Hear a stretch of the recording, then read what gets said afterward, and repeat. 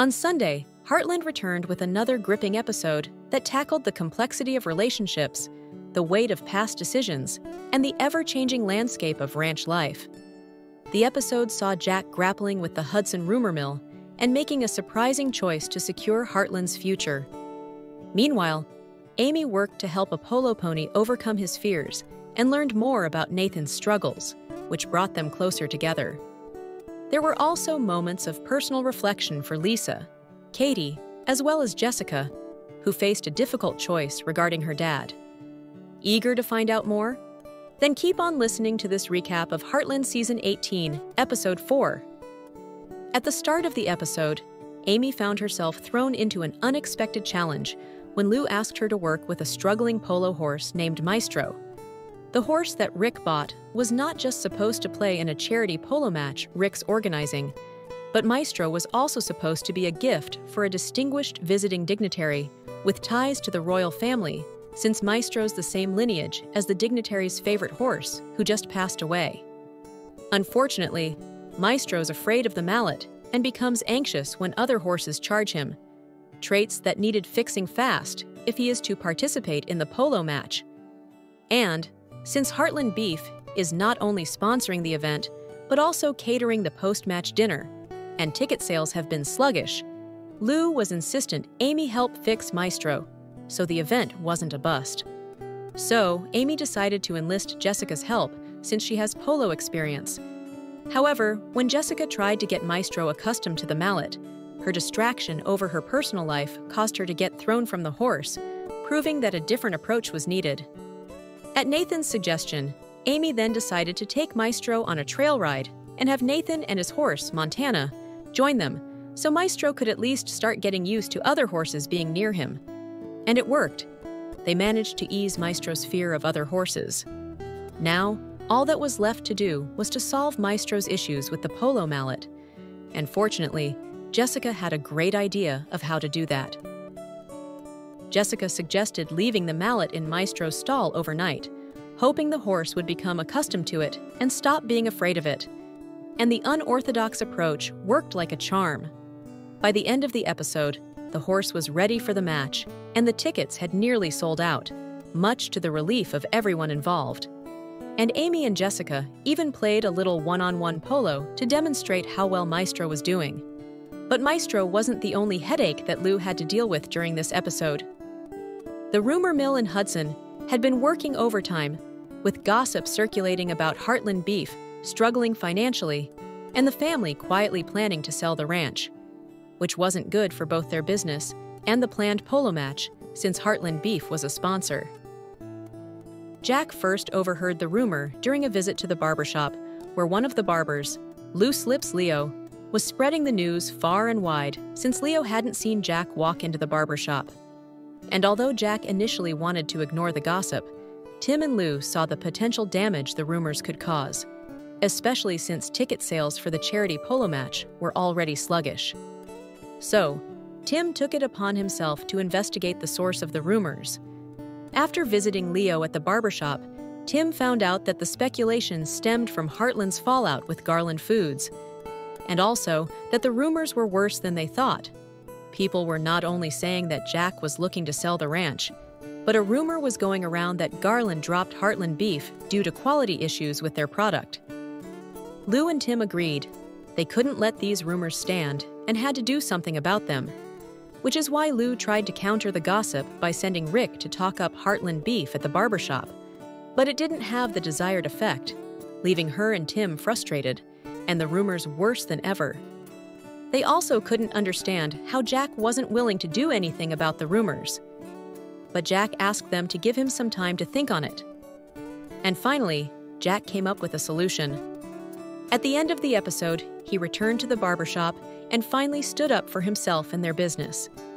Jack made it clear to Leo that Heartland wasn't folding, and in a bold move, he even announced to the whole barbershop that they were expanding the business by getting into the bison market.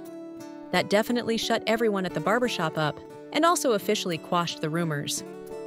Understandably, Lou and Tim were surprised when Jack told them about his announcement and that they now needed to get a herd of bison.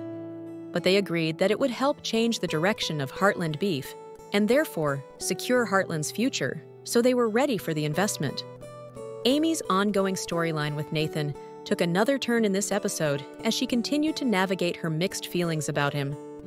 At the beginning of the episode, when Amy was delivering Nathan the agreement for the shared well access that he needed to sign, she saw a woman leaving his house, and the sight stirred up further doubts about Nathan's honesty, given her past experience with Finn, especially since Nathan wasn't willing to explain the women's presence to Amy.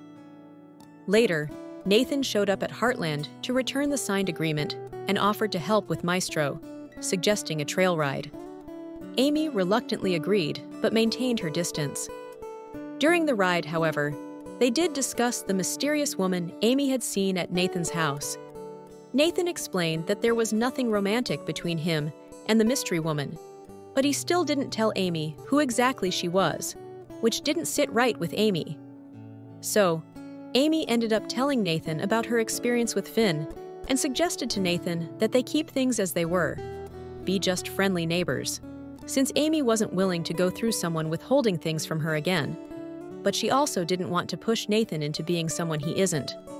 That seemingly left a mark on Nathan, because the next day, Nathan showed up at Heartland again and invited Amy to his ranch so he could put his cards on the table. Not getting why he couldn't just tell her about the woman now, Amy was hesitant to accept Nathan's invite. Even more so after Lou was worried when Amy told her about going to Nathan's house tomorrow. But she showed up anyway, and finally, things started to make sense. During the visit, Nathan opened up to Amy about his father's battle with Alzheimer's, revealing that the woman Amy saw was his dad's nurse, who was helping out from time to time. Amy even got to meet Nathan Sr., although he mistook Amy for her mom, Marion, who apparently had helped him out with a horse way back when. Nathan's honesty and vulnerability about his dad's Alzheimer's being the hardest thing he ever had to do finally showed Amy a different side of him, and she couldn't help but assure Nathan that he wasn't alone in this struggle like he thought. It was definitely a turning point that deepened their connection, suggesting there might be hope for their relationship after all. Remember when I told you about Jessica being distracted over her personal life while helping Amy with Maestro? Well, during the episode, we saw Jessica having to navigate a pretty big personal dilemma. In the episode's opening scenes, we saw Jessica tell Tim about a job she just got, getting to be the official photographer for a team studying endangered wild horses in the American West. And although it would take her away from the ranch for a month, it was a once-in-a-lifetime opportunity that she couldn't pass up. But then a wrench was thrown into her plans when Jessica got a letter from her estranged dad, whom she hadn't talked to in years, asking her to visit him in New Hampshire due to his declining health. Tim was ready to support his wife and go with her, but Jessica was so conflicted about the request that she initially decided not to go. After all, Jessica's history with her dad was more than rocky. He had left her and her mother when Jessica was a teenager to start a new family with his secretary, and hadn't been a significant part of her life since. And the visit would mean that she had to give up her dream job as well. So, all throughout the episode, Jessica wrestled with whether to go see her father or not. But after a heart-to-heart with Tim, during which Jessica told her husband about her fears that her dad doesn't actually want to be part of her life again, but just wants Jessica to absolve him of his guilt for being a bad dad, she decided that she did need to visit her father, but do it on her own terms. So she managed to talk the people who hired her into allowing Jessica to join them a few days late so she could head to New Hampshire to see her dad beforehand. And although Tim asked if she wanted him to go with her, she told him that she needed to do it alone. But she did ask her husband to join her on the expedition for a few days in Arizona after her New Hampshire visit, to which Tim agreed. Lisa's story in this episode also took a more introspective turn when she had to deal with the unexpected news of still owning a burial plot next to her ex-husband, Dan. And that discovery led to her and Jack deciding to have the death talk, aka a conversation about what each of their plans are for after they die, something they hadn't discussed before. But their first attempt didn't go so well. While Jack was clear about wanting to be buried at the Heartland family cemetery next to his daughter Marion and first wife Lindy, Lisa was really reluctant to talk about it. She even told Jack that she prefers to focus on living rather than making end-of-life plans, effectively cutting their conversation short. This led Jack to worry that Lisa was bothered by him talking about being buried near Lindy. But it turns out that Lisa struggled with the whole idea of what would happen after they passed. She even considered, and eventually bought, a white sports car as a treat to herself, symbolizing her desire to live in the present. But selling the plot next to Dan to Val Stanton, of all people, shifted something. And after telling Jack about wanting to rather focus on all the living they have yet to do, Lisa did mention that when the time came, she wanted to be buried at Heartland and spend eternity next to Jack. Lastly, Katie was on her own journey of navigating young adulthood in this episode. After visiting the library together, Katie and Brandon got to talking, and Brandon invited her to go see a monster truck rally with him.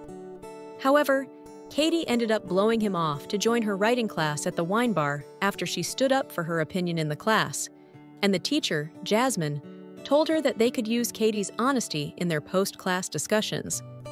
Little did Katie know that while she was enjoying conversation with Jasmine and trying to keep the fact that she's underage under wraps, Brandon was waiting for her at Maggie's with a red rose, signifying that Brandon intended for it to be a date. So, when Katie saw Brandon at Maggie's the next day and asked him if everything was all right, Brandon confronted her about Katie ditching him. It became clear that Brandon was hurt by Katie's actions, and he even ended up blurting out that he was nervous about their date because he really liked her.